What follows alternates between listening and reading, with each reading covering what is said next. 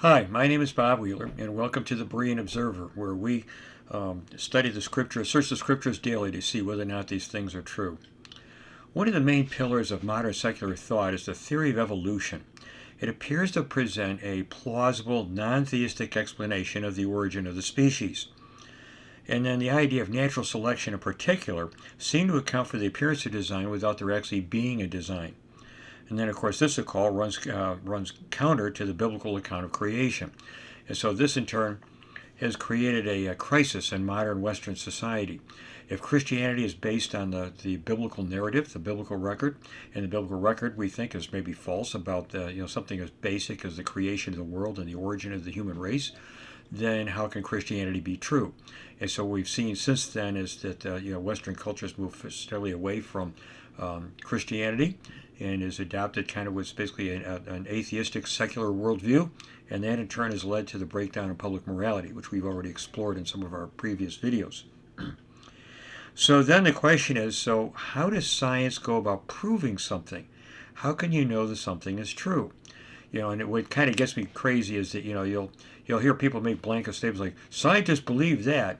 Okay, but why do scientists believe that? What's the evidence? How did they arrive at the conclusion? And basically, the way science proves something is by means of the empirical method. It's through observation and experiment.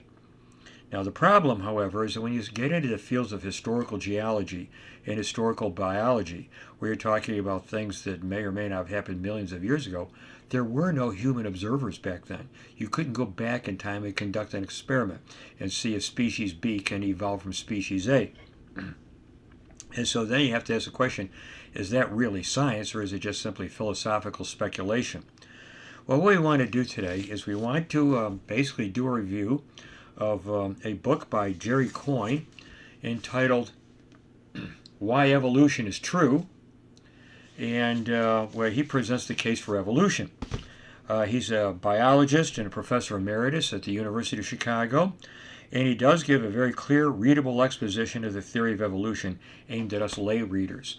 So, in that sense, it's a worthy book to interact with. But the question is, can he really prove his thesis? On the surface, it certainly looks very impressive. He's obviously very, very knowledgeable. But as we're going to see when you look at the dangers in the details, his basic thesis is that genetic mutations enable species to adapt to their environment. In other words, what would happen is that radiation can cause changes in the genes and the chromosomes, and then this would produce changes. And then, of course, the process of natural selection would weed out the ones that aren't very favorable and preserve the ones that are. So then, presumably, that would enable one species to evolve into another species. But then that raises the question again, well, how does Coyne say that science proves a fact? And what he says is that, first of all, he talks about, he says, when we talk about the theory of evolution, it doesn't necessarily mean there's something really debatable about it. What he's talking about is, when he's using the word theory, he's using it in kind of a comprehensive, formal, technical, scientific sense, that it's like a comprehensive explanation of things. And according to him, that in order for a science to be a fact, or for a theory to be a fact, first of all, it has to fit the available evidence, and then second of all, subsequent it must be confirmed when new evidence comes to light. Now, of course, part of the problem that you run into there is that in that sense, every scientific theory has to be tentative. And the reason why is because it's based on observation, and as human beings, our observation is limited. So that means there will always be the possibility that we'll discover something new tomorrow that will force us to have to change our conclusions. Now, of course, some things are obviously pretty clearly established. Okay, the law of gravity. Don't jump out of a plane without a parachute, all right? But again, when you come into things like the theory of evolution, where our knowledge is a little bit finite and limited, there's always the possibility that something new will come to light. So then, does the theory of evolution really fit the available evidence, according to using Coyne's own criterion? Well, first of all, let's take a look at what we can observe in the world today. What we see is that all living things occur in identifiable species, and these species reproduce according to well-defined laws of heredity. Okay, one would have thought in particular that the breeding experiments of Gregor Mendel back at about the time of Darwin would have put an end to the theory of evolution. Okay, things just don't change over time. I mean, there is such a thing as microevolution. Okay, um, that you can like when a microorganism can evolve. We've seen that with the coronavirus, for example. And it's also true too that you can have adaptations or variations within a given species. That in the process of breeding, some beaks get longer, beaks get shorter, that kind of a thing. But macroevolution would be virtually impossible because it involves passing from simple to more complex forms of life. And that brings us to how you define the term species. And it's interesting that take a look at how Coyne himself defines it. Just a second here.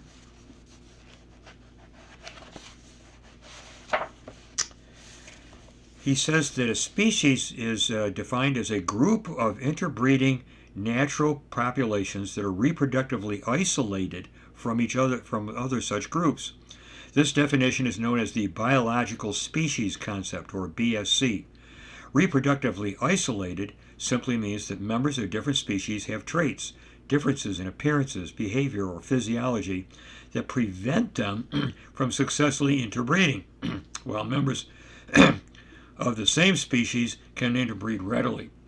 So that would mean that by definition, one species can't evolve into another species by means of interbreeding with some other species. So that makes it very, very hard to see how one species can evolve into another species. Now, it is true that, and he pointed out that each species has a set number of chromosomes, and so macroevolution, a species from a lower form of life into a higher form of life, would involve adding whole new chromosomes. It's not just simply, making fine-tuning a little bit the genes here and there. And successful evolution will require simultaneous beneficial mutations of complex organ systems in the creation of all new genetic material. Now, like I said, when you're dealing with a microorganism like a coronavirus, it can mutate and evolve and so on. But when you start getting into, mammals and reptiles, they have complex organ systems. In order for the evolution to be successful, and with the process of natural selection, you would have to have, simultaneous coordinated mutations to successfully cause the organ to evolve into something else which is still functional, which is virtually impossible in most cases. So you have to create all new genetic material. Professor Coyne himself tells us that a human being has 1,400 genes not found in chimpanzees. 1,400 genes. So how could an ape evolve into a human being? Well, successfully if it's that complex and that involved. But then what about the fossil record? Okay, Coyne's argument is that when you take a look at the fossil record, that the simplest forms of life are found at the bottom of the sedimentary rock, and the more complex forms are found at the top. And so therefore he argues that if we can show from the fossil record that, let's say, species B didn't appear on Earth until species A, that proves that somehow species B evolved from species A. But, and I'd have to say here at the outset, I take kind of the unusual position of what we call old Earth creationism. I think the sedimentation really is an observable fact of nature, but evolution is not. I think that the various layers of sedimentary rock really do represent successive geological ages, and that the Earth really is quite old. But evolution, as we're going to demonstrate, simply does not exist. Okay? So when we take a look at the fossil record, then, do we really see what evolution taking place? Well, what we find out is that first of all, almost all animal phyla appeared almost simultaneously during the Cambrian period. This is sometimes referred to as the Cambrian explosion. There are huge gaps in the fossil record. We find that all fossils occur on identifiable species. We indicate, too, that the fossil record indicates that there are geological catastrophes and major extinction events. It's interesting that Coyne himself states that the way a fossil is formed is, it says, the remains of an animal or plant must find their way into water, sink to the bottom, and get quickly covered by sediment so that they don't decay or get scattered by scavengers. Only rarely do dead plants and land-dwelling creatures find themselves at the bottom of a lake or an ocean. That's why most of the fossils we have are of marine organisms which live on or in the ocean floor or naturally sink to the floor when they die. So what that means then is that if you find a fossil of a dinosaur or a mammal or a reptile, then that means that basically it had to have been buried very, very quickly, which points to some kind of a geological catastrophe. Whereas evolution is going to presuppose this very long, slow, gradual process that takes place over millions of years. But the fossil record just simply doesn't bear that out. And one thing in particular that I think is of special interest to us is what is sometimes referred to as the KT extinction event, or the Cretaceous Paleogene extinction event. This was basically what happened when apparently a massive asteroid struck the Yucatan Peninsula. It wiped out 3/4 of plant and animal species on Earth, including non-avian dinosaurs. And it basically enabled new mammals to thrive, horses, whales, bats, and primates. And at about the same time, there was a volcanic eruption in the west, sometimes in central India, west central India, sometimes referred to as the Deccan Traps. And so what happened is that these geological disasters represented the end of what's sometimes referred to as the Mesozoic era, the age of the dinosaurs, and it was the beginning of the Cenozoic. So basically what it boils down to is that when you look at the fossil record, it doesn't really bear out this idea of this very long, slow, gradual process over millions of years that resulted in the formation of modern organisms, as presupposed by Darwinism. So then it's interesting that at the very end of the book, Coyne comes to the conclusion that evolution is the amazing derivation of life's staggering diversity from a single, naked, replicating molecule.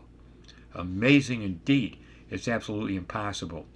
Even if, it's theoretically possible that you could have gene mutations that would result in maybe one successful evolution of one species into another, to try to say that all of the species that exist on the earth today, plant and animal species, are the result of these blind mutations, random mutations, is absolutely impossible. There's absolutely no way you could account for all of human plant or all of plant and animal life through something like a blind, impersonal, natural process of evolution. So basically, the biblical account of creation, I think, does much more justice to the evidence than Darwinian evolution. It was God who created the various species in all of their diversities. And just the sheer amazing complexity of life that even Coyne himself is willing to acknowledge points to the brilliant intelligence of an intelligent designer, the Almighty God. So what we actually observe in nature is not evolution. It's that all living things occur in identifiable species, and these species reproduce according to well-defined laws of heredity. Macroevolution is virtually impossible, and that means that really it is God who is the creator. The scriptures are telling us the truth. Well, we hope you give that some serious thought and come back again for our next video. Thank you. Bye.